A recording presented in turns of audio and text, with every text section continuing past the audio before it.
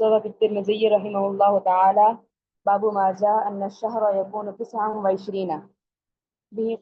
قال حدثنا أحمد بن منيع قال حدثنا يحيى بن زكريا بن أبي زايدة قال أخبرني عيسى بن دينار عن أبيه عن عمرو بن الحارث بن أبي زرار عن ابن مسعود رضي الله عنه قال ما صمت مع النبي صلى الله عليه وسلم 29 أكثر مما صمنا 30.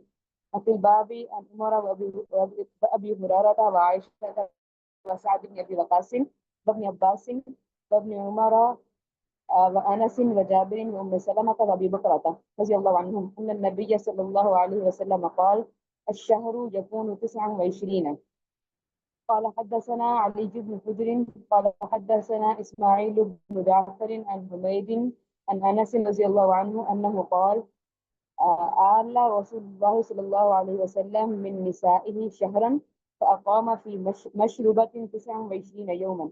قالوا يا رسول الله إنك آليت شهرا. قال الشهر 29.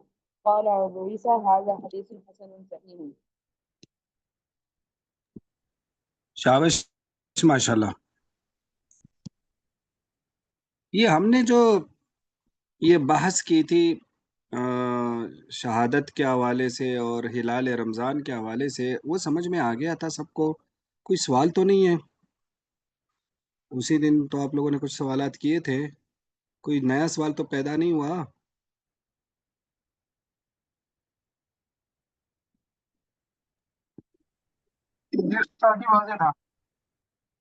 چلو جی، بہرحال یہ ابھی آگے تھوڑے سے مباحث مزید بھی آئیں گے. تو یہ باب ہے، باب ما جاء ان الشہر یکون 29، کہ یہ باب اس دین کا ہوتا ہے.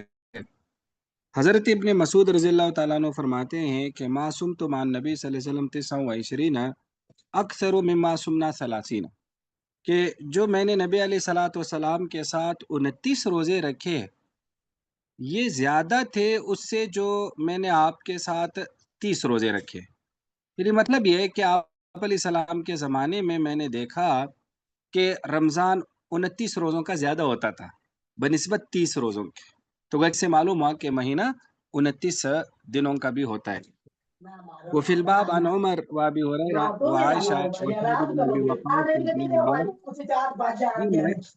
مائک اگر بند کر دے جی جی. وابن عمر وانس وجابر وام سلمہ وابی بکر رضی اللہ عنہم ان النبی صلی اللہ علیہ وسلم قال الشہر یکون 29، یعنی یہ نبی علیہ الصلوۃ والسلام کا فرمان بھی ہے کہ مہینہ 29 دن کا ہوتا ہے. دوسری حدیث حضرت انس رضی اللہ تعالیٰ عنہ کی ہے، وہ فرماتے کہ آلا رسول اللہ صلی اللہ علیہ وسلم من نسائی شہرن، کہ نبی علیہ الصلوۃ والسلام نے اپنی بیویوں سے ایک مہینہ کیا تھا. فاقام فی مشربہ، تو پھر آپ ایک بالا خانے میں ٹھہرے رہے 29 یومن 29 دن تک. قالو، انہیں کہا اللہ کے رسول انکا آلیت شہرن، آپ نے تو ایک مہینے کا اعلان کیا ہے. فقال، تو آپ نے فرمایا الشہر 29، مہینہ تو 29 دن کا ہوتا ہے. قال ابو عیسیٰ ھذا حدیث حسن صحیح. یہ جیسے ہم نے پہلے بھی بات کی تھی کہ جو چاند کے مہینے ہیں، جو قمری مہینہ ہوتا ہے، تو یہ کبھی 30 کا ہوتا ہے اور کبھی 29 کا ہوتا ہے. تو گویا کہ 29 سے کم نہیں ہوتا، 30 سے زیادہ نہیں ہوتا. یہ گویا کہ ایک انڈرسٹوڈ بات ہے. دوسری بات، یہ جو دوسری حدیث ہے، تو یہ دراصل ایلا کا مطلب ہے کہ کوئی آدمی اپنی بیوی کے پاس نہ آنے کی قسم کھائے کہ وہ بیوی کے پاس نہیں آئے گا. یعنی پاس نہ آنے سے مراد ہے جمع ہم بستری نہیں کرے گا. تو یہ ایلا کتاب النکاح میں آگے آ جائے گا. اگر یہ 4 مہینے کا ہو اور 4 مہینے بندہ اپنی قسم پوری کرے واقعی نہ آئے، تو بیوی کو طلاق واقع ہو جاتی ہے. اور اگر 4 مہینے سے کم ہو، پھر اگر آدمی قسم توڑ دے تو کفارہ دینا ہوگا، اور اگر قسم پوری کر لے تو بس قسم پوری ہو گئی. تو یہ نبی علیہ الصلوۃ والسلام نے اس موقع پر کیا تھا جب خاص طور پر یہ خیبر کے جو فتوحات ہوئی، تو خیبر کے بعد اچھے خاصے جو صحابہ کرام تھے، مسلمان تھے، وہ مالدار ہو گئے.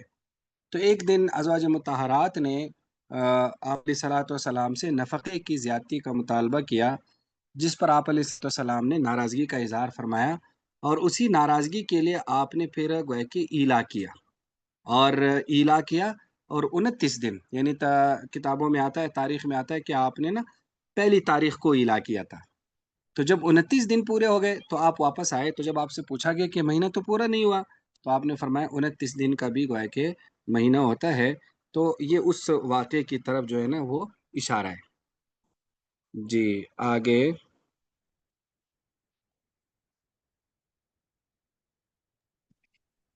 باب ما جاء في الصوم بالشهادة. وبه قال حدثنا محمد بن إسماعيل قال حدثنا محمد بن الصباح قال حدثنا الوليد بن أبي ثور عن سماك عن إكرمة عن ابن عباس رضي الله عنهما قال جاء أعرابي إلى النبي صلى الله عليه وسلم فقال إني رأيت الهلال فقال أتشهد أن لا إله إلا الله أتشهد أن محمد رسول الله قال نعم قال يا بلال أذن في الناس أن يصوموا غدا. وبه قال حدثنا أبو كريب قال حدثنا حسين الجعفي عن زائدة عن سماك بن حرب نحوه. قال أبو عيسى حديث ابن عباس فيه اختلاف، وروى سفيان الثوري وغيره عن سماك بن حرب عن إكرمة عن النبي صلى الله عليه وسلم مرسلا، وأكثر أصحاب سماك روى عن سماك عن إكرمة عن النبي مرسلا.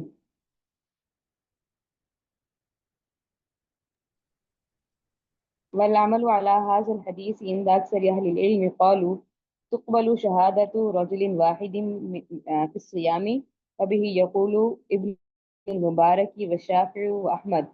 قال إسحاق لا يصام إلا بشهادة رجلين، ولم يختلف أهل العلم في الإفطار أنه لا يقبل فيه إلا شهادة رجلين.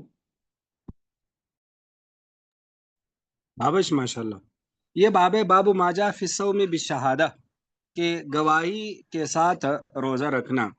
تو حضرت ابن عباس رضی اللہ تعالیٰ عنہ فرماتے ہیں کہ جا عرابیون، ایک دیہاتی نبی علیہ السلام کی خدمت میں آئے، فقال نے کہا انی رایت الہلال، میں نے چاند دیکھا ہے۔ فقال، تو آپ نے فرمایا اتشہد ان لا الہ الا اللہ، کہ آپ گواہی دیتے ہیں کہ اللہ کے سوا کوئی معبود نہیں، اتشہد ان محمد الرسول اللہ؟ تو اس نے کہا نعم۔ تو آپ نے فرمایا یا بلال، اے بلال، اذن، اعلان کریں لوگوں میں ان یصوموا غدن، کہ وہ کل روزہ رکھیں۔ تو آگے اس کی دوسری سند بیان کی بھی، قال حدثنا ابو قریب قال حدثنا حسین الجوفی عن زائدہ عن سماک ابن حرب نحوہ قال ابو عیسیٰ حدیث ابن عباس فیہ اختلاف، کہ حضرت ابن عباس کی اس حدیث میں تھوڑا سا اختلاف ہے۔ اختلاف دراصل یوں ہے کہ یہ جو سماک ہے نا، سماک کے جو آگے شاگرد ہیں، تو کچھ شاگرد حضرت ابن عباس کا واسطہ نقل کرتے ہیں، کچھ نہیں نقل کرتے ہیں۔ تو گویا کہ بعض شاگرد اسے مرسل بیان کرتے ہیں، اور بعض تلامذہ اسے متصل کرتے ہیں، اس کی طرف اشارہ کیا۔ فرمایا وروا سفیان الثوری وغیرہ عن سماک ابن حرب عن اکرمہ عن نبی صلی اللہ علیہ وسلم مرسلا، کہ وہ ڈائریکٹ نبی علیہ السلام سے مرسل، یعنی اس حدیث کو مرسل بنا کر پیش کرتے ہیں جس میں صحابی کا واسطہ گھرا ہوتا ہے۔ وہ اکثر اصحاب سماک، جبکہ سماک کے اکثر شاگرد اسے روایت کرتے ہیں سماک سے، اکرمہ سے، عن نبی صلی اللہ علیہ وسلم مرسلن، اور عمل اسی پر ہے اکثر اہل علم کیا قالو، فرمائے کہ ایک آدمی کی گواہی قبول ہوتی ہے روزے میں۔ وبی یقول ابن المبارک و شافی و احمد، اور امام اسحاق فرماتے لا یصام، روزہ نہیں رکھا جائے گا مگر دو آدمیوں کی گواہی کے ساتھ۔ اور اہل علم کا افطار یعنی عید الفطر کے بارے میں کوئی اختلاف نہیں ہے کہ قبول نہیں کی جائے گی مگر دو آدمیوں کی گواہی۔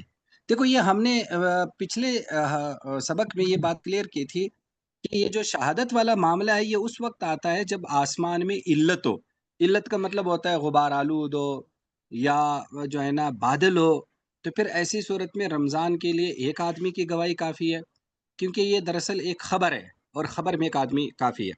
جبکہ عید الفطر میں باقاعدہ دو گواہ جو ہے نا وہ ہونا ضروری ہے۔ لیکن اگر مطلب صاف ہے تو پھر ایک یا دو آدمیوں کی بات نہیں ہوگی، پھر جمع غفیر کی رویت ضروری ہے، یعنی جمع غفیر یعنی اتنے سارے لوگ ہوں کہ اس کو دیکھ کر جو ہے نا باقاعدہ گویا کہ اس کے جھوٹ پر متفق ہونا گویا کہ کیا ہو، ایک قسم کا محال ہو، یعنی ایک تواتر کی روایت ہو جس سے یقین حاصل ہو جائے، پھر یہ ضروری ہے۔ جی آگے۔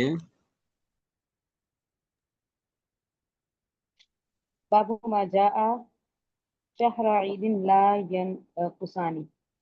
به قال حدثنا يحيى بن خلف البصري قال حدثنا بشر بن المفضل عن خالد الحذائي عن عبد الرحمن بن أبي بكرة عن أبيه رضي الله عنه قال قال رسول الله صلى الله عليه وسلم شهر عيدين لا ينقصان رمضان وذو الحجة.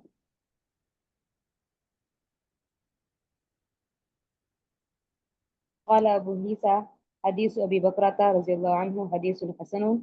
قد روي هذا الحديث عن عبد الرحمن بن أبي بكرة عن النبي صلى الله عليه وسلم مرسلا.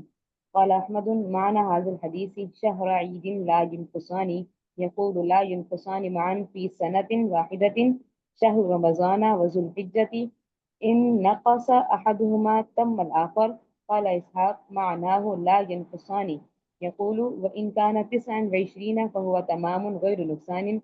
وعلى مذهب إسحاق يكون ينقص الشهران معا في سنة واحدة.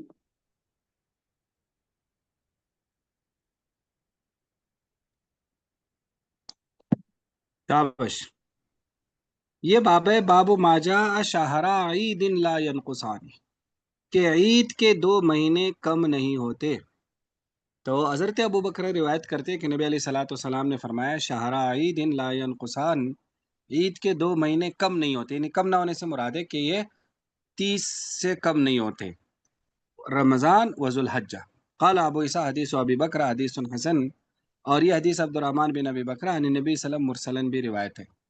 अब ईद के 2 महीने कम नहीं होते, यानी क्या रमज़ान और जुल्हज्जा हमेशा 30 के होते हैं? हालांकि 30 के तो नहीं होते, कभी 29 की भी हो जाते हैं।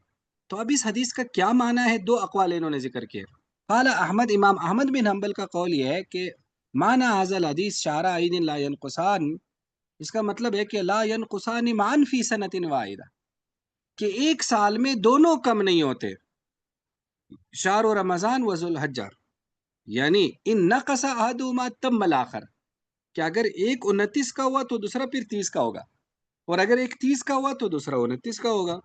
तो गए कि एक साल में दोनों ये 30 के नहीं आते, तो एक कम अज कम 30 का इसमें होगा, दोनों 29 के नहीं आते एक साल में। तो इमाम अहमद बिन हम्बल ने गोया कि ये तोजी की है इस हदीस की। जबकि इमाम इसहाक ने क्या तोजी की, वो फरमाते माना उलायन कुसानी का मतलब है कि अगर चाहिए 29 के हों फहुव तमामुन गैर नुकसानिन, फिर भी ये पूरे समझे जाएंगे, इसमें कोई कमी नहीं है। यानी गोया कि पूरे महीने का पूरे 30 रोज़ों का सवाब मिलेगा। और मज़हब इसहाक के मुताबिक ये होगा कि यनकुस शाहरान मान, कि गोया कि ये 2 महीने कम हो सकते हैं फी सनतिन वाहिदा, एक साल में। देखो इस हदीस की तशरीह में काफ़ी सारे अक़वाल हैं, आपको ये दर्स तिरमिज़ी वगैरह में भी मिल जाएंगे। तो उसमें यह है कि ये 2 तौजीहात मशहूर है। एक तो इमाम अहमद बिन हम्बल का कि एक साल में कम नहीं होंगे, लेकिन इसको पसंद नहीं किया गया, इसलिए कि एक साल में कम हो जाते हैं। ये तो ज़ाहिर है एक कायनाती चक्कर है ना, तो जुल्हज्जा का अपना चक्कर है और रमज़ान का अपना चक्कर है। तो ये ज़रूरी नहीं कि गोया कि ये दोनों जो है ना 29 के ना हों, तो लिहाजा कभी एक साल में भी दोनों 29 के हो सकते। फिर इमाम इसहाक ने क्या फरमाया कि जो है ना सवाब कम नहीं होगा, सवाब कम नहीं होगा, सवाब भी पूरे महीने का मिलेगा। तो गोया कि ये फिर ये वाली तोजी पसंद की गई है। लेकिन इस तोजी पर भी इश्काल है। वो इश्काल ये है कि देखो रमज़ान के हवाले से तो बात ठीक है कि 29 का रमज़ान हो तब भी पूरे 30 रोज़ों का सवाब मिलेगा, 30 का रमज़ान हो तो 30 रोज़ों का सवाब मिला। लेकिन जुल्हज्जा में जो अभी चल रहा है, जुल्हज्जा में तो इबादत की होती ही 10 दिन है, या यूँ समझ लो 13 दिन होते हैं, अगर ईद के हम 3 दिन शुमार करें, या 12-13 दिन होते हैं। उसके बाद तो वो आम महीनों की तरह है। तो जुल्हज्जा कम हो 29 को या 30 का हो, इबादत तो उसका पहले हाफ में होता है ना, तो उससे उसके कम या ज्यादा से क्या फर्क पड़ता है? तो ये है कि इस पर भी एक इश्काल है। इसका जवाब ज्यादातर लोगों ने नहीं दिया, ये खास तौर पर मुफ्ती मौलाना सईद अहमद पालमपुरी साहब ने अपनी शरह में इसका जवाब दिया है, और बड़ा अच्छा जवाब दिया। उन्होंने कहा देखो दरअसल ये जो अरबी का एक मुहावरा होता है कि दो एक जैसी चीजों को ना, कभी एक चीज बयान होता है दूसरे को भी उसके साथ बयान कर दिया जाता है। इसको कहा जाता है तरदन लिलबाब। यानी तरदन लिलबाब का मतलब है कि असल तो उस चीज का बयान है, लेकिन इसको भी साथ बयान कर दिया जाए। तो अब असल में यहाँ रमजान का बताना मकसद है, تو دوسرے کا بھی تردن للباب ذکر کر دیا. تردن للباب اس لیے ذکر کر دیا تردن للباب اس لیے ذکر کر دیا کہ جو ذوالحجہ کے 10 دن ہو یا 12 دن ہو ان میں بھی انسان کو مکمل ثواب ملتا ہے، ثواب میں کمی نہیں کی جائے گی. تو گویا کہ اصل میں تو یہاں ذوالحجہ کی تو ثواب کا بتانا مقصد ہے، تو اس لیے اس کو ساتھ ذکر کر دیا. لیکن کمی اور زیادتی کا رمضان کا بتانا مقصد ہے، تو ورنہ تو ذوالحجہ کے کم یا زیادہ ہونے سے کوئی خاص فرق نہیں پڑتا. اب بات سمجھ میں آ گئی یا نہیں آئی؟ دیکھو انہوں نے بھی اس کو کیا ہے. اگر آپ یہ قوت المختزی کو دیکھیں، یہ اس کو تھوڑا نیچے کر دیں، یہ اس کو تھوڑا سا اگر نیچے کر دیں، یہ اوپر ابھی جو آپ اوپر کر گئے، جی تھوڑا سا اور اوپر، جی بس یہاں تک، یہاں روک لیں. یہ قوت المختزی کا ہے. شہر عید لا ينقصان رمضان و ذوالحجہ قال البزار لا عالم وادن رواز الحدیث بهذا اللفظ الا ابو بکر خیر وسبت عید الى رمضان وانما هو في شوال. ایک تو اس میں خیر یہ بات ہے کہ اس کو عید کا مہینہ کیوں کہا گیا، وہ تو رمضان کا مہینہ ہے، وہ تو ظاہر اس کے بعد عید آنی ہے تو اس لیے. تو آگے انہوں نے جو عرف الشذی میں کیا ہوا ہے کہ المراد ان مراد الحساب ان القول المذکور مجرد استلام لبناء كبسية عليه وليس مراد بين الواقع ثم علم من الكتب أن 16 من السنة تكون 29 وهكذا. بس خیر انہوں نے اس میں اور ہی بحث کی ہے، تو وہ اس میں چلے گئے. وہ جو کبسی سال ہے وہ جس میں نہیں وہ ایک دن بڑھایا جاتا ہے، وہ اس طرف چلے گئے. جی تو یہ دو توجیہات آپ نے یاد رکھنی، اور اس پر جو ایک ایک اشکال ہوتا ہے یہ بھی آپ نے یاد رکھنی. ایک تیسری توجیہ بھی بعض حضرات نے یہ کی ہے کہ دونوں کم ہونے سے مراد یہ ہے کہ جس سال نبی علیہ الصلوۃ والسلام یہ جملہ ارشاد فرما رہے تھے خاص طور پر وہ سال مراد. تو بعض لوگ کہتے ہیں کہ اسی سال کی طرف اشارہ تھا کہ اس سال دونوں کم نہیں ہوں گے، گویا کہ ایک قسم کا آپ کی نبوت کا معجزہ یا آپ ایک پیشگوئی فرما رہے تھے. تو یہ بھی بعض حضرات نے توجیہ کی ہے. باب ما جاء لكل أهل بلد رؤيته. جی ایکسکیوز می سر. جی پوچھیں. جی سر میں یہ کہہ رہی ہوں یہ تو عام مشاہدے کی بات ہو سکتی ہے نا کہ آپ صلی اللہ علیہ وسلم نے وہ سال میں دیکھا ہو کہ بھئی اس میں دن جو ہے وہ کم نہیں ہوئے، اور یہ ضروری بھی نہیں کیونکہ وہ صحابی کا فیصلہ جو ہم نے رمضان کا پڑھا ہے کہ بھئی زیادہ 29 کے ہوتے تھے، تو اس طرح بھی ہو سکتا ہے کہ رمضان اگر 29 کا ہے تو ذوالحجہ 30 کا ہو جائے. بالکل. اب اس میں کیا آپ نے پوچھنا ہے؟ میں یہ کہہ رہی ہوں کہ اس میں کوئی حتمی بات تو نہیں ہے، یہ تو آپ صلی اللہ علیہ وسلم نے عام مشاہدے کی بات بتائی ہے نا کہ بھئی اس طرح ہو سکتا ہے، تو یہ ضروری تو نہیں کہ اب ہر دفعہ ویسا ہی ہو. اسی وجہ سے تو توجیہ کرنی پڑتی ہے نا. اب یہ ایک توجیہ ہے نا، کیونکہ حدیث کے جو خاص الفاظ کیا ہے، شہر عید لا ينقصان، کہ عید کے 2 مہینے کم نہیں ہوتے، رمضان اور ذوالحجہ. کیا ہمیشہ کم نہیں ہوتے، اسی سال مراد ہے یا ثواب مراد ہے؟ تو یہ ساری گویا کہ اس کی توجیہات ہو گئی. بات سمجھ میں آ گئی یا نہیں آئی؟ جی پڑھے آگے. قال حدثنا علي بن حجر قال حدثنا إسماعيل بن جعفر قال حدثنا محمد بن أبي هرملة أخبرني قريب أن أم الفضل بنت الحارث رضي الله عنهما بعثته إلى معاوية بالشام. قال فقدمت الشام فقضيت حاجتها واستهل علي هلال رمضان وأنا بالشام فأرينا الهلال ليلة الجمعة ثم قدمت المدينة في آخر الشهر. فسألني ابن عباس ثم ذكر الهلال فقال متى رأيتم الهلال؟ فقلت رأيناه ليلة الجمعة. قال أنت رأيته ليلة الجمعة؟ فقلت رآه الناس وصام معاوية. فقال لكن رأيناه ليلة السبت فلا نزال نصوم حتى نكمل 30 يوما أو نراه. فقلت ألا تكتفي برؤية معاوية وصيامه؟ قال لا هكذا أمرنا رسول الله صلى الله عليه وسلم.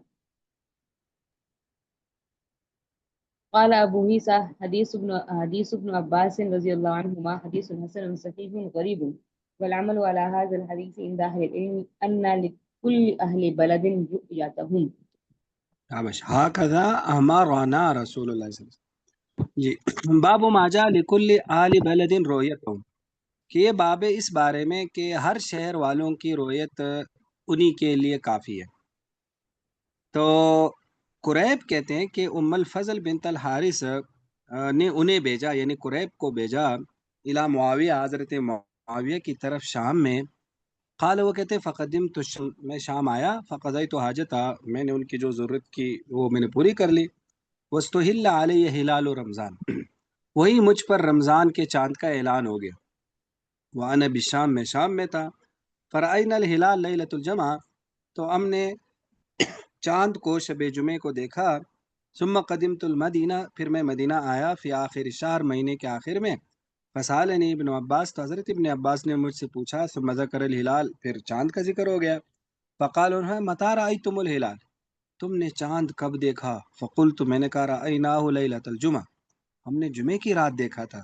فقال ابن عمر انت رأیت لیلۃ الجمعہ، کیا تو نے جمعے کی رات کو دیکھا؟ فقلت، میں نے کہا رآ الناس، لوگوں نے دیکھا.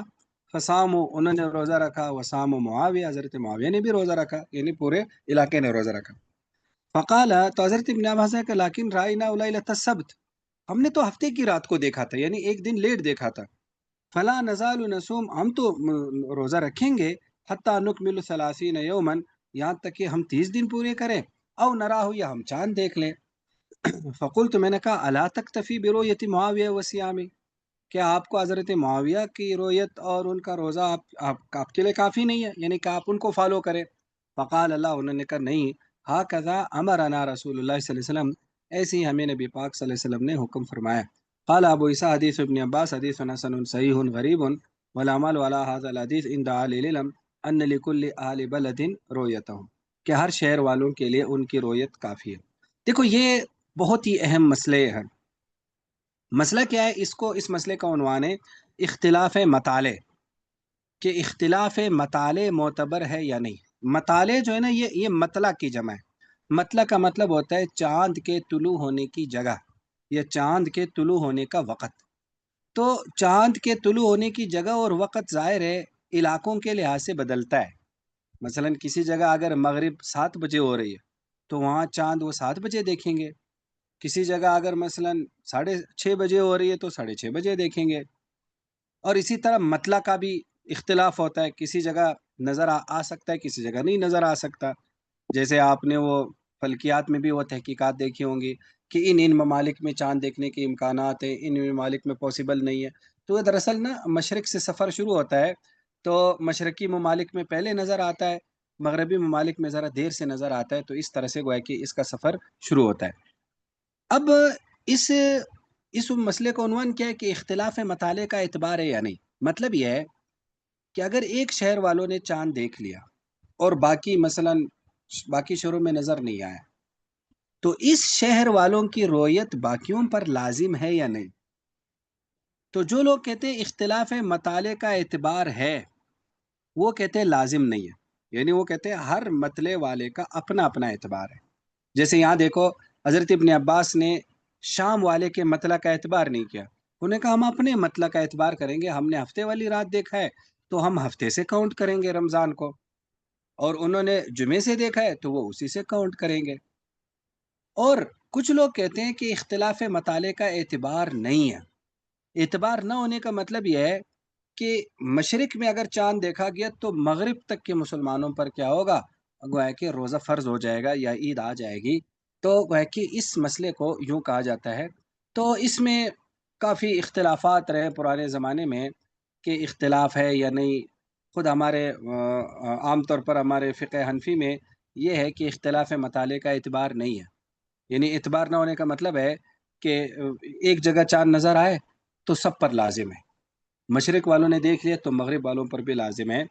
تو پھر بعد میں اصل میں نا اس زمانے میں ایک تو یہ ذرائع نقل و حمل کا بڑا مسئلہ ہوتا تھا، یعنی چاند کی خبر پہنچانا بھی بڑا مسئلہ ہوتا تھا.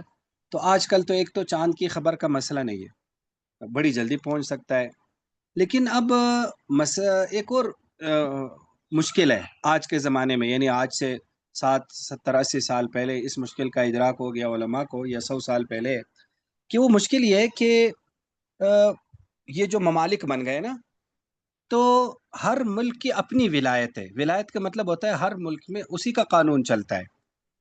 تو یہ جو چاند اور عید ہوتی ہے تو اس کا فیصلہ تو حکومت کرتی ہے، یعنی قاضی کرتا ہے.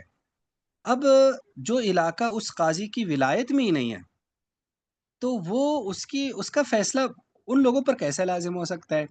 پرانے زمانے میں تو ایک ہی خلافت ہوتی تھی، تو لہٰذا اب وہاں آپ لازم کر سکتے ہیں کہ مثلا کوفہ میں دیکھ لے تو سب پر لازم کر دو، کیونکہ سب ایک ہی خلافت کے ماتحت تھے.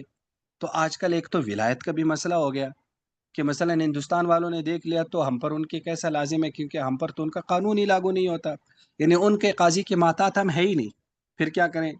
تو گویا کہ ایک ولایت کا پرابلم آ گیا، جس کو کہتے ہیں قانونی اختیار. تو اس لیے پھر علماء نے جب اس پر بحثیں کی، چیزیں دیکھی، تو پھر اس میں کئی طرح سے آراء آئی، لیکن ان تمام آراء میں دو چیزوں کو انہوں نے مد نظر رکھا.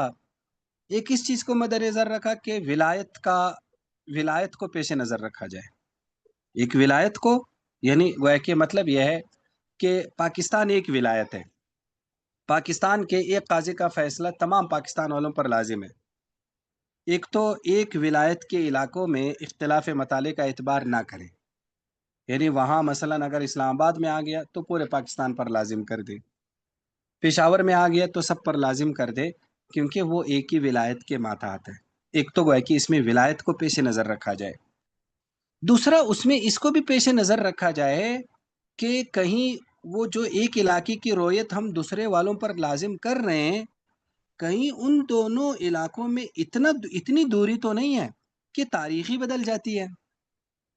کیونکہ اگر ایک ملک مثلا اس آدھی دنیا میں ہوگا اور دوسرا ملک دوسرے آدھی دنیا میں ہوگا، جیسے مثلا یہ کینیڈا ہے، امریکہ ہے، یہ تو ہم سے کافی دور ہے نا، تو اس سے 10-12 گھنٹوں کا فرق پڑ جاتا ہے اور تاریخ ہی بدل جاتی ہے. تو پھر ایسی صورت میں اگر تاریخ ہی بدل جاتی ہے تو پھر اس میں مسئلہ کچھ مسائل آ سکتے ہیں. مسائل اس طرح سے آ سکتے ہیں کہ چونکہ تاریخ بدل گئی نا، یعنی وہاں ایک تاریخ پیچھے چل رہا ہے اور ادھر ہم نے ابھی لازم کر دیا، یا ان کے کہنے پر ہم پر لازم ہو گئے، تو بسا اوقات ایک ملک ایسا ہو سکتا ہے جن میں یا تو 28 روزے ہوں یا 31 روزے ہوں. تو گویا کہ یہ پرابلم بھی پیش آ سکتا ہے. تو جب یہ پرابلم پیش آ سکتا ہے تو پھر ایسی صورت میں ظاہر 28 یا 31 روزے تو نہیں ہوتے.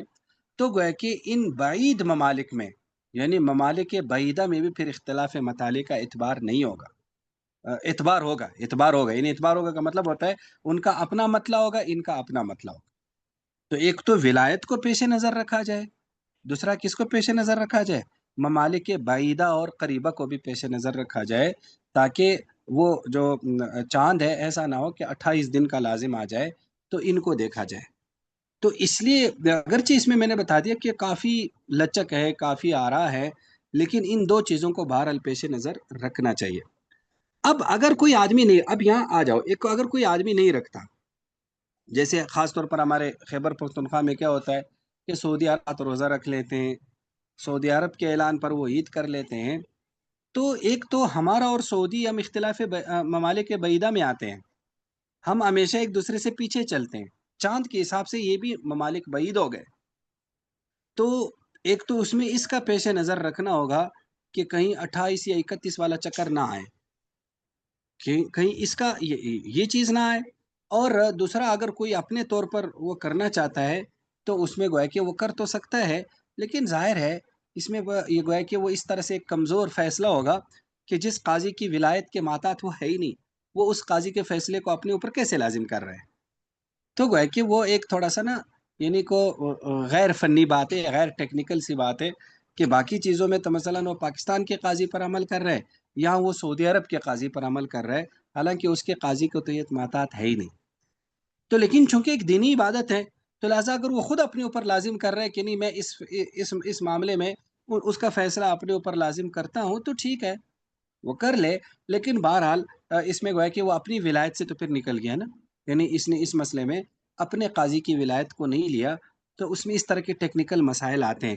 تو بہتر یہ ہو کہ ایک ملک میں اختلاف مطالعے کا اعتبار نہ رکھا جائے.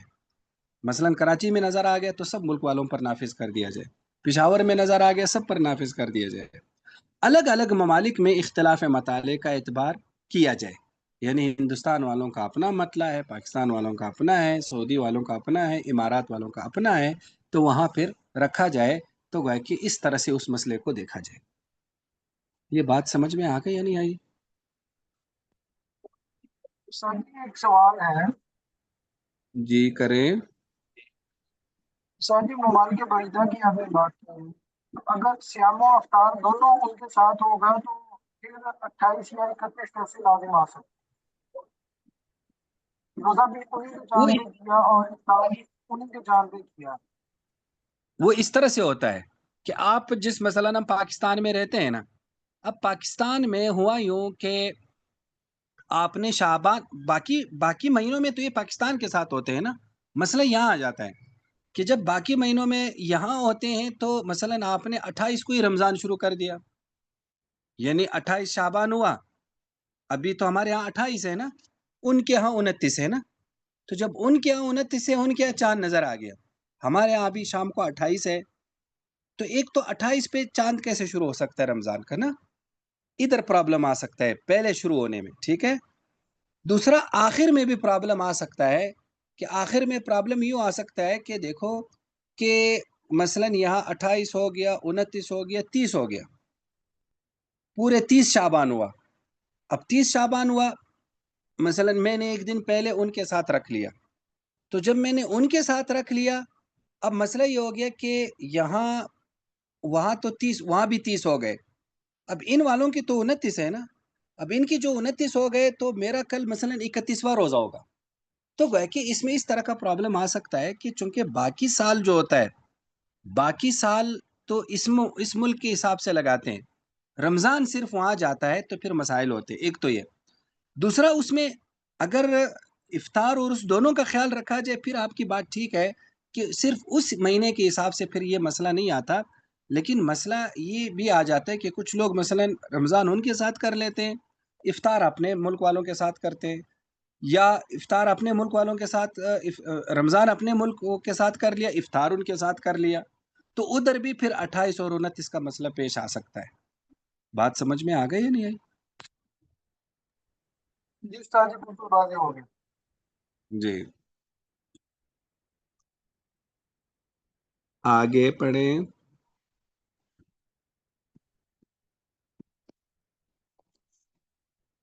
باب ما جاء ما يستحب عليه الإفطار. به قال حدثنا محمد بن عمر بن علي المقدمي قال حدثنا سيد بن عامر قال حدثنا شعبة عن عبد العزيز بن صهيب عن أنس بن مالك رضي الله عنه قال قال رسول الله صلى الله عليه وسلم من وجد تمرا فليفطر عليه ومن لا يفطر على ماء فإن الماء طهور. في الباب عن سلمان بن عامر رضي الله عنه قال أبو عيسى رضي الله عنه أحدا رواه عن شعبة مثل هذا غير سعيد بن عامر وهو حديث غير محفوظ ولا نعلم له أصلا من حديث عبد العزيز بن صهيب عن أنس. وقد روى أصحاب شعبة هذا الحديث عن شعبة عن عاصم الأحول عن حفصة ابنة سيرين عن الربابي عن سلمان بن عامر رضي الله عنه عن النبي صلى الله عليه وسلم وهذا أصح من حديث سعيد بن عامر. وهكذا روى عن شعبة عن عاصم عن حفصة بنت سيرين عن سلمان بن عامر ولم يذكر فيه شعبة الربابي. والصحيح ما روى سفيان الثوري وابن عيينة وغير واحد من عاصم الأحول عن حفصة بنت سيرين الربابي عن سلمان بن عامر وابن عون يقول أن أم الراسخ بنت سليم عن سلمان بن عامر والرباب هي أم الراحين.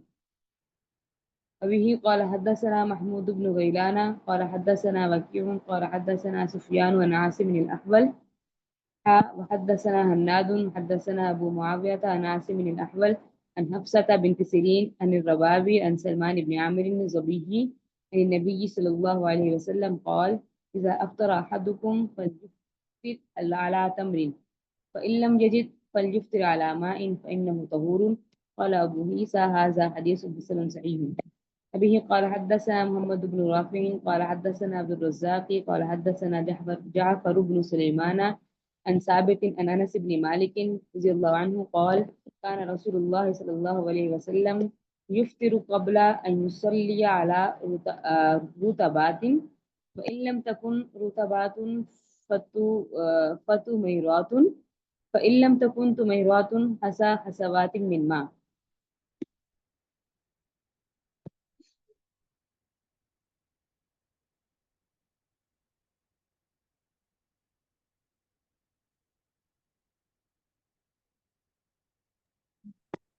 शाबाश जी देखें وفي نسخة الشيخ जी محمد जी ये भी पढ़े وفي نسخة الشيخ محمد فواد عبد الباقي زيادة بعد قوله ناس بن الأحول حدثنا قتيبة قال أنبأنا سفيان بن عيينة عن ناس بن الأحول هذا وقد رد على هذه الزيادة الشيخ شعيب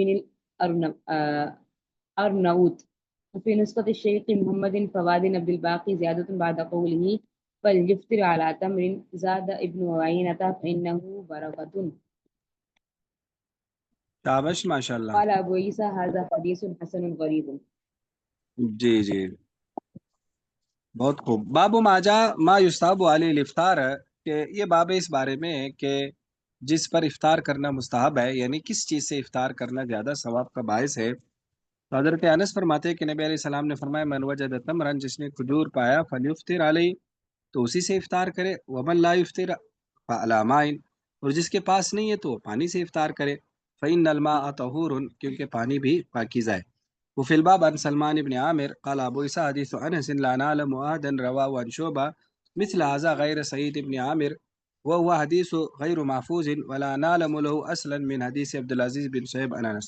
इस हदीस में थोड़ा सा मसला है कि एक तो जो इसके रावी है ना अब्दुल अज़ीज़ बिन सुहैब इनकी हदीसों में ये हदीस नहीं मिलती। एक इसमें मसला है, दूसरा इसमें एक खातून आ रही है रबाब उसका वास्ता है यानी एक इसमें ये भी मसला है। तो इसी को आगे वो पूरा बयान करेंगे कि वक़द रवा असहाब शोबा के शोबा के शागिर्दों ने इस हदीस की रिवायत किया अन शोबा अन आसिम अल अहवल अन हफ्सा इब्न सिरीन अन सलमान इब्न आमिर अन नबी सल्लम वहादा असाहु मिन हदीस सईद इब्न आमिर। तो हज़रत हफ्सा बिनते सीरीन का शायद मैंने पहले भी जिक्र किया हो, बहुत कमाल की मुहद्दिसा थी और बहुत कमाल की मुफस्सिरा थी। और इनके जो भाई थे मोहम्मद बिन सीरीन वो ख़ुद बहुत बड़े मुहद्दिस थे। तो बसा औक़ात वो अपने शागिर्दों को कहा करते थे कि मैंने तो हदीस पढ़ा दी है लेकिन ज़रा हफ्सा से इसकी तसहीह फिर ले लेना। वो वो उनकी सही गो है कि उनकी तायीद वहाँ से भी एक मरतबा ले लेना।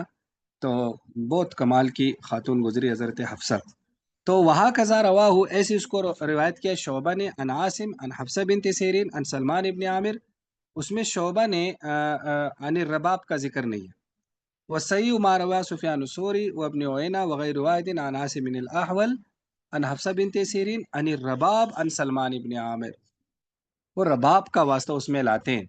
और इब्न आउन कहते हैं कि उम्मे रआही बिनत सुलै ये दरअसल रबाब की कुनियत है। अन सलमान इब्न आमिर और रबाब ही उम्मुर राइह वो उम्मे राइह है। तो आगे वो उसकी पूरी सनद जिक्र कर रहे हैं अन आसिम बिन अल-अहवल अन हफ्सा बिनत सीरीन अन रबाब अन सलमान इब्न आमिर ज़बी अन नबी सल्लल्लाहु अलैहि वसल्लम क़ाल फरमा इज़ा अफ्तर अहदुकुम जब तुम में से कोई इफ्तार करे फलयुफ्तिर अला तमरिन तो खजूर पर फ़इन लम यजिद फलयुफ्तिर अला माइन तो पानी पर फ़इन्नहु तहूरुन क्योंकि वो पाकीज़ा है। क़ाल अबू ईसा हज़ा हदीसुन हसनुन सहीहुन। और आगे हज़रत अनस बिन मालिक फरमाते हैं कि कान रसूल सल्लल्लाहु अलैहि वसल्लम युफ्तिरु नबी अलैहिस्सलाम इफ्तार करते थे नमाज से पहले यानी नमाज पढ़ने से पहले अला रतुबात इन ताज़ा खजूरों पर फ़इन लम तकुन रतुबात अगर ताज़ा खजूरें ना होती फ़तुमैरात तो खुश्क खजूरें जिसको हम छुआरे कहते हैं। फ़इन लम तकुन तुमैरात हसा हसवात मिन माइन तो पानी के कुछ घूंट ले लेते। क़ाल अबू ईसा हाज़ा हदीसुन हसनुन गरीबुन। तो गोया कि अमल भी इसी पर है आजकल और सवाब भी इसी में कि खजूर से इफ्तार किया जाए वरना तो पानी से। जी आगे एक्सक्यूज मी सर, एक क्वेश्चन है। پچھلے سال ہم رمضان میں عمرے پہ تھے وہاں پہ، تو وہاں پہ جی 1 مارچ کو روزہ تھا، یہ پاکستان میں 2 مارچ کو ہوا۔ ہم لوگ وہاں سے نا 17 مارچ کو آئے، یعنی کہ ہمارا 17واں روزہ تھا اس دن۔ تو جب وہ ہماری فلائٹ لیٹ ہو گئی تو ہم لوگ رات کو نا بہت لیٹ پہنچے، یعنی کہ جی پاکستان میں پھر اگلا وہ 17واں روزہ شروع ہو چکا تھا، لیکن وہ کلیئرنس کرتے کرتے جب ہم باہر آئے تو افطاری کا ٹائم نہ رہا، وہ سحری کا ٹائم نہ رہا۔ تو ہمارے تو 17 روزے پہلے پورے ہو چکے تھے، پاکستان میں اس دن 17واں روزہ تھا، ہم نے وہ روزہ نہیں رکھا، تو ہمارے تو وہ 29 پورے ہو گئے تھے۔ تو کیا ہمیں اس روزے کی قضا کرنی پڑے گی؟ ویسے میں نے رکھ لیا تھا اس دن کا بعد میں۔ نہیں، آپ یہ یعنی آپ نے اس دن روزہ ہی نہیں رکھا؟ ایک دن ایسا ہے جس میں درمیان میں آپ نے روزہ نہیں رکھا؟ جی ایسے ہوا جب ہم پاکستان آئے جی۔ تو ظاہر ہے اس دن کا تو خواب سعودی میں ہو یا درمیان میں ہو یا پاکستان میں ہو، تو وہ دن تو آپ کا بغیر روزے کے گیا ہے نا، یہ نہیں جی گیا؟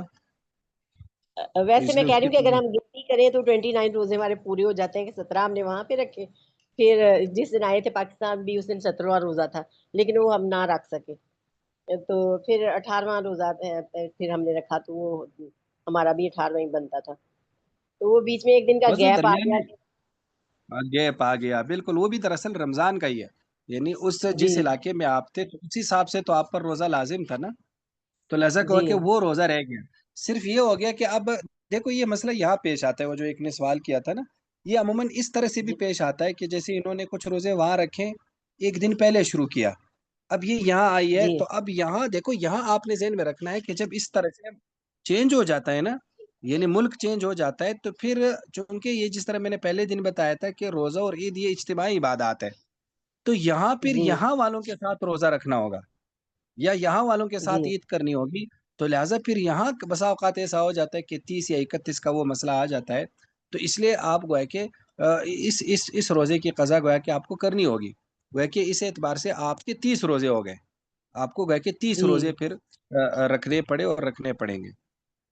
ہاں جی، وہ میں نے رکھ لیا تھا، میں نے کہا سمجھ میں؟ پوچھ لوں کہ جی ٹھیک ہے، جی جی جزاک اللہ۔ بالکل، چونکہ وہ اصل میں ہوتا یوں ہے کہ وہ قضا اصل میں اس کو نہیں دیکھا جاتا کہ 29 میں نے رکھے یا 30، یعنی مسئلہ اس کا نہیں ہے، مسئلہ اس کا ہے کہ ہر روزہ مستقل بذات ہے، یعنی ہر روزہ خود مستقل ایک عبادت ہے، تو لہٰذا جب رمضان کی دن والے کسی دن بھی آپ نے روزہ نہیں رکھا تو گویا کہ اس دن کا روزہ آ گیا ہے۔ ہاں، یہ رہ گئی یہ بات کہ اب آپ کے تو 30 روزے ہو گئے، پاکستان والوں نے تو 29 رکھے، اس کی وجہ یہ ہے کہ جب آپ کا 29واں روزہ تھا تو یہاں والوں کا 28واں روزہ تھا، تو اگلے دن پھر جی آپ عید اکیلے تو کر نہیں سکتے، تو گویا کہ عید آپ کو پھر پاکستان والوں کے ساتھ کرنی پڑے گی، ایک اجتماعی عبادت ہے، تو اس لیے ایک روزہ گویا کہ آپ کا اضافی ہو گیا، تو وہ آخر میں اضافی ہو گیا، یہ والا روزہ تو درمیان میں پھر بھی رہ گیا، تو اس لیے اس کی قضا ہوگی۔ جی بھائی مطلب ٹھیک۔ یعنی مسئلہ تبدیل تو اصول تبدیل، یعنی جس مسئلے میں آپ جائیں گے اسی مسئلے کے اصول فالو کرنے پڑیں گے۔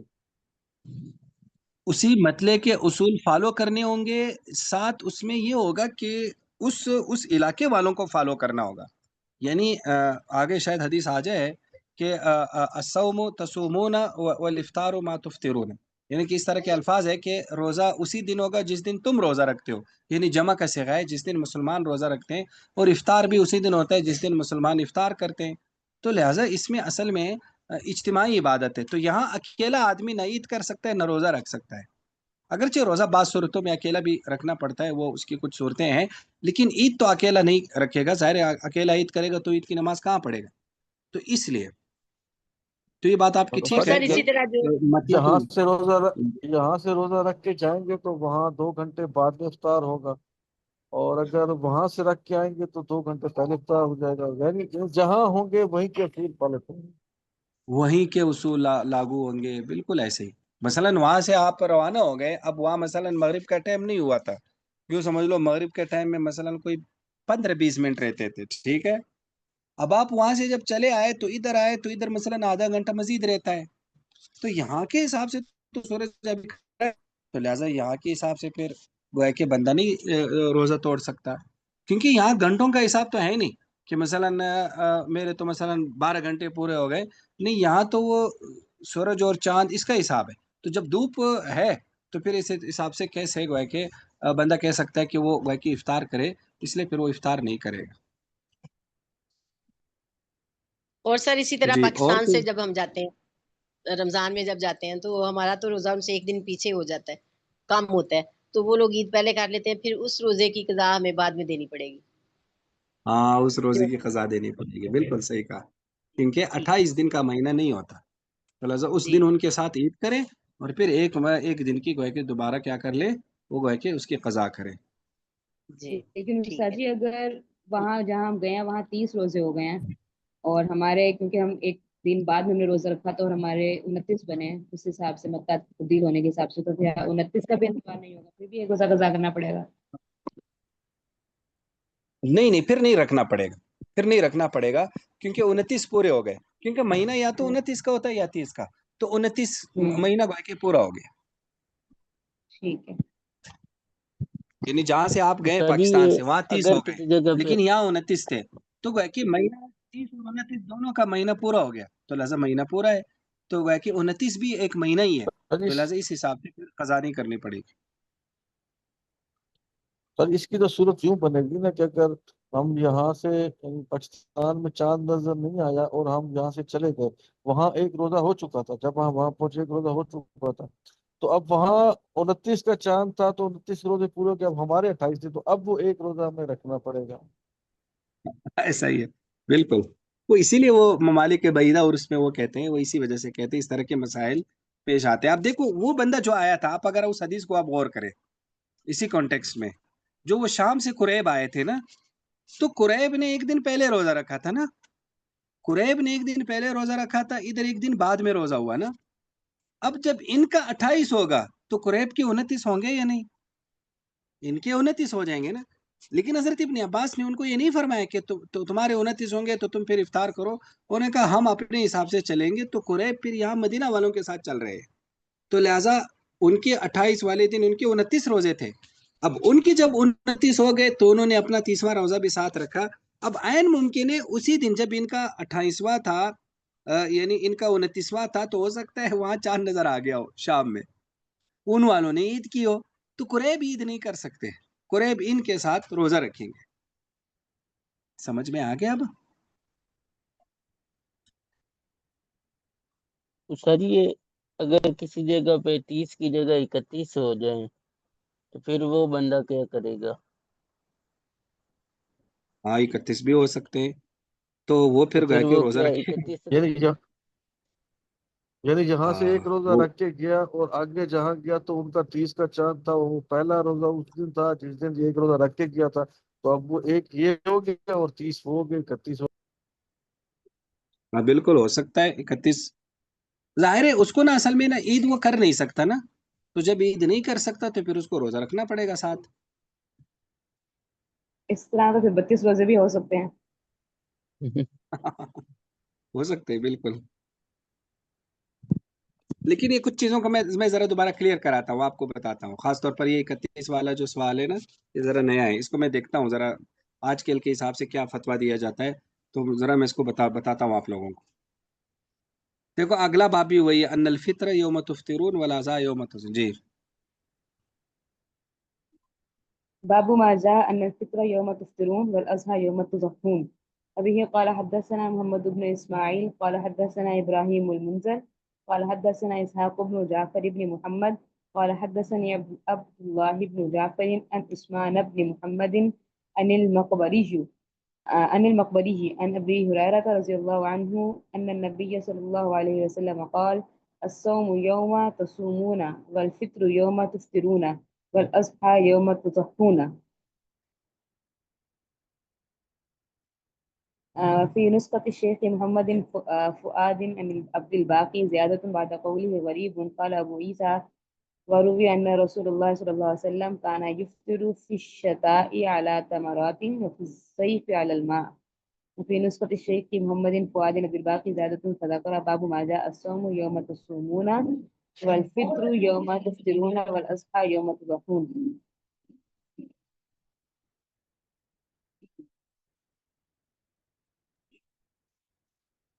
قال أبو عيسى: هذا حديث غريب حسن وفسر بعض أهل العلم هذا الحديث فقال إنما معنى هذا الصوم والفطر مع الجماعة وعزم الناس.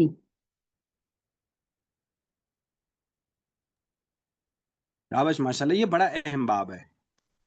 इसमें क्या फरमाया कि इफ्तार उस दिन होगा जिस दिन तुम इफ्तार करोगे, और अज़हा उस दिन होगा जिस दिन तुम कुर्बानी करोगे, ईद उल अज़हा करोगे। तो हदीस भी है कि नबी अलैहि सलाम ने अस्सौमु यौम तसूमून, रोज़ा उस दिन जिस दिन तुम सारे लोग रोज़ा रखो, और ईद उल फितर उस दिन जिस दिन तुम सारे लोग ईद उल फितर रखो, और ईद उल अज़हा उस दिन जिस दिन तुम सारे ईद उल अज़हा वह के कुर्बानी करो। क़ाल अबू ईसा हज़ा हदीसुन गरीबुन हसन। और बाज़ अहले इल्म ने इस हदीस की तफसीर की है कि माना है अस्समु वल फित्र माल जमा, कि रोज़ा और इफ्तार ये जमात के साथ होगा, व उज़्मिन नास, और लोगों की कसरत के साथ होगा, यानी आम लोगों के साथ होगा। देखो इसमें ना, इसमें इसमें दरअसल दो बातें हैं इस हदीस में या इस बाब में। एक बात तो ये कि रोज़ा, इफ्तार और ईद उल अज़हा ये इज्तिमाई इबादत है। तो वही जिस बंदा जिस इलाके में होगा वहाँ अगर सब वालों का रोज़ा है तो रोज़ा रखे, सबकी ईद है तो ईद करे। इवन अगर वो 28 के भी उसने रखे हैं तो एक रोज़े की बाद में इफ्तार करे, उनसे अलग ना हो। एक तो इस हदीस में ये चीज़ बयान हुई है। दूसरी इससे ज़्यादा अहम चीज़ बयान हुई है जिसको बाज़ उलमा ने इसे इस्तिंबात किया है, वो ये है कि इस हदीस से ये मालूम होता है कि इज्तिमाई गलती ईद में, रोज़े में, ईद उल अज़हा में ये माफ़ है, यानी इज्तिमाई गलती माफ़ है। देखो फरमाया कि जिस दिन सारे लोग रोज़ा रखे तो तुम रोज़ा रखो। तो सारे लोग तो गलती भी कर सकते हैं ना, यानी सारे लोग कैसे गलती कर सकते हैं कि मसलन बादल थे, किसी एक बंदे की खबर पर सब ने रोज़ा रखा और उसकी खबर गलत साबित हो गई, या किसी दो शहादतों की गवाही पर लोगों ने रोज़ा रखा और नफ्सुल अमर में यानी हकीकत में वो ईद नहीं थी। तो फरमाया कि नहीं, जब सारे लोग कर रहे हो तो फिर ये गलती माफ़ है। यानी जो इज्तिमाई गलती है ईद में, रोज़े में, उसमें, तो गए कि इससे माफ़ है। अब इसी से उस एतराज़ का जवाब आता है कि अगर मसलन जो सऊदीया वालों का निज़ाम है अभी, वो बहुत ही उसमें मसाइल है, जैसे पीछे भी हमने ये बात की थी कि चाँद का निज़ाम उनका कोई ठीक नहीं है, या ख़ास तौर पर उसमें बहुत सारे प्रॉब्लम्स है। अब उस हिसाब से कभी मसलन वो जिस दिन अरफ़ात करते हैं, अब उस दिन हो सकता है अरफ़ात ना हो, उस दिन 8 ज़िलहज्जा हो, या जिस दिन वो अरफ़ात करते हो उस दिन हो सकता है उसी दिन 10 ज़िलहज्जा हो, वो एक दिन पीछे चल रहे हो। तो फिर क्या लोगों के हज नहीं होंगे? कहते नहीं, लोगों के हज हो जाएंगे, क्योंकि जो इज्तिमाई इबादत है, तो इज्तिमाई इबादत में फिर इज्तिमाई गलती माफ़ है। तो ये आजकल कुछ लोग कहते रहते हैं ना कि भाई देखो इन मुफ्ता फना रोयत हिलाल के किसी मुफ्ती का नाम लेते हैं, मौलवी का, कि इन्होंने हमसे रोज़ा रखवा लिया, देखो आज तो ईद है, हम ईद वाले दिन रोज़ा रखे हुए हैं, तो शैतान के साथ मुशाबत हो गई। या जो है ना, आज उन्होंने ईद करवा ली, हालांकि आज रोज़ा था, तो उन्होंने रोज़े में ईद करवा ली। ऐसा नहीं है। जब एक मरतबा काजी का फैसला आ जाता है और सब रोज़ा और इफ्तार में लग जाते हैं, तो फिर वो इज्तिमाई गलती माफ़ हो जाती है। यानी माफ़ होने का मतलब है अब शरीयत भी उसी के मुताबिक फिर अहकामात जारी करती है। तो लिहाजा उसमें फिर कोई ये ना समझे कि असल में ये ईद है, मैं रोज़ा रख रहा हूँ। नहीं, ईद है ही नहीं, क्योंकि जब इज्तिमाई तौर पर ईद ना हुई तो वो ईद नहीं है, ख्वाह रियलिटी के हिसाब से ईद हो। तो गोया कि इसमें ये जो आमतौर पर शुबा होता है लोगों को, तो उस शुबे का गोया कि इसमें ये ज़हन में रखना होगा कि इज्तिमाई गलती में फिर इज्तिमाई इसमें अगर गलती हो भी गई तो वो माफ़।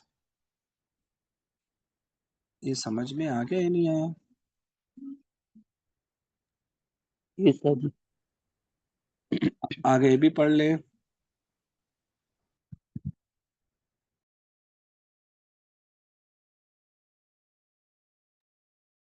باب ما جاء إذا أقبل الليل وأدبر النهار فقد أفطر الصائم. به قال حدثنا هارون بن إسحاق المهداني قال حدثنا عبدة عن هشام بن عروة عن أبيه عن عاصم بن عن عمر بن الخطاب رضي الله عنه قال قال رسول الله صلى الله عليه وسلم إذا أقبل الليل وأدبر النهار وغابت الشمس فقد أفطرت. في الباب عن ابن أبي أوفى وأبي سعيد رضي الله عنهما قال أبو عيسى حديث عمر رضي الله عنه حديث حسن صحيح. في نسخة الشيخ شعيب الأرناؤوط وأبي سعيد الخيري.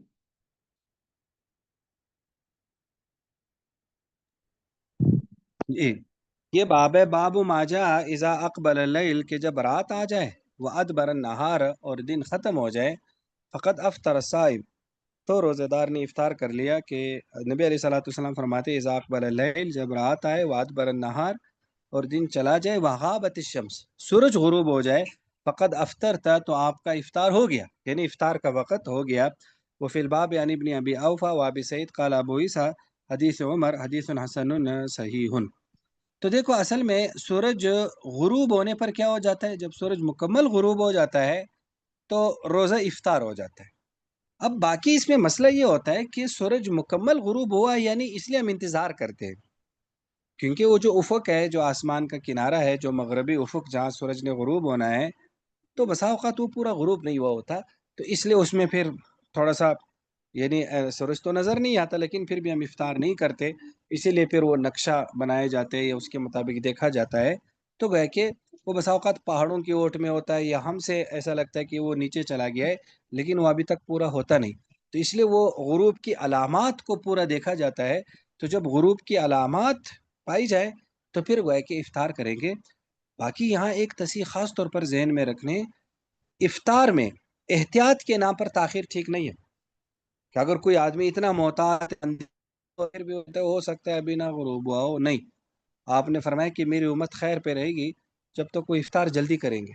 تو گئے کہ افطار میں تاخیر یہ شریعت کو بالکل گوارا نہیں ہے، یہ شریعت کے منشا کے خلاف ہے، تو لہٰذا اس میں حد سے زیادہ جو احتیاط ہوتا ہے وہ ٹھیک نہیں. تو جب ایک مرتبہ نقشہ ہو گیا تو یا تو نقشے پہ کریں، یا اگر اعلان ہو گیا کسی مسجد سے یا اذان ہو گئی یا جس طرح سے وہ گویا کہ وہ آوازیں بنائی جاتی ہیں، وہ جو ہے نا جیسے سائرن کوئی باجا اس طرح کی آوازیں، تو سائرن، تو سائرن جب بجائی. سائرن ہو جائے تو پھر سائرن بجائی جائے تو پھر افطار کر لینا چاہیے. کچھ صوفیہ حضرات ہوتے ہیں وہ بیٹھے ہوتے ہیں دسترخوان پہ، نہیں میں تو ابھی 1-2 منٹ رہتا ہوں، ہو سکتا ہے غلطی ہو، نہیں، جب سب نے افطار کر لیا پھر افطار کرنا جو ہے نا وہ مسنون ہے. تو ایک تو سحری میں تاخیر اس میں استحباب ہے، اور غروب میں فوراً افطار کر لینا یہ گویا کہ مستحب ہے، اس میں جلدی کرنا چاہیے، اور صحابہ کرام جو ہے نا وہ گویا کہ وہ جلدی کیا کرتے تھے. آگے ایک حدیث آئے گی کہ حضرت ابو موسیٰ اشعری جو تھے نا یہ تاخیر کرتے تھے افطار میں احتیاط کے نام پر. حضرت ابن مسعود جلدی کرتے تھے، تو جب حضرت عائشہ رضی اللہ تعالیٰ عنہ سے پوچھا گیا تو انہوں نے فرمایا ابن مسعود ٹھیک کر رہے ہیں، تو لہٰذا گویا کہ وہ روزہ ختم ہو گیا اس کا.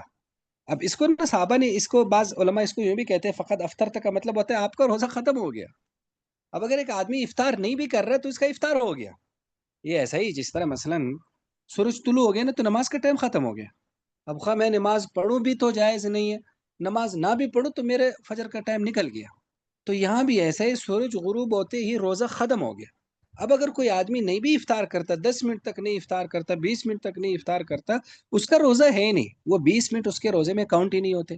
تو جب کاؤنٹ ہی نہیں ہوتے تو پھر کیوں بیٹھا ہوا ہے؟ تو گویا کہ افطر تک کا بعض نے یہ بھی مطلب یہ ہے کہ افطار ہو گیا تیرا، یعنی تو افطار کرو، نہیں، افطار ہو گیا، تو لہٰذا جب افطار ہو گیا تو پھر گویا کہ کیوں یعنی پھر بیٹھنے کا کوئی فائدہ نہیں ہے. یہ سمجھ میں آ گیا یا نہیں آیا؟ یہ سب یار. سر یہ جو ہمارے اہل تشیع ہیں فقہ جعفریہ والے، تو وہ تو جی 10-15 منٹ لیٹ کھولتے ہیں روزہ، وہ کس وجہ سے؟ وہ نا اصل میں نا وہ ان کی کچھ روایات ہے جس میں کچھ نجوم کا کوئی لفظ ہے، حتیٰ تشدبی کا نجوم، وہ مغرب کو بھی اسی طرح کرتے ہیں اور ان چیزوں کو بھی اسی طرح سے کرتے ہیں، تو وہ کچھ ستاروں کے حساب سے بھی دیکھتے ہیں، تو اس لیے وہ ایسا کر رہے ہیں. لیکن ہمارے ہاں ایسا نہیں ہے، ہم جو ہے نا اس کو باقاعدہ اور اس پہ دیکھتے ہیں، یعنی وہ اصل میں نا وہ رات کے لفظ سے کچھ اور طرح کی استدلالات کرتے ہیں. لیکن ہم کہتے ہیں کہ جب رات کا مطلب یہی ہے کہ سورج غروب ہو جائے، کیونکہ رات شروع ہوتی ہے سورج غروب ہونے سے، اندھیرے سے نہیں، اور دن شروع ہوتا ہے فجر صادق سے. یہی وجہ ہے کہ اس وقت بھی تو اندھیرا ہوتا ہے نا، دن سٹارٹ ہو جاتا ہے. تو لہٰذا یہاں بھی اگرچہ روشنی ہے لیکن رات سٹارٹ ہو گئی شریعت کے حساب سے.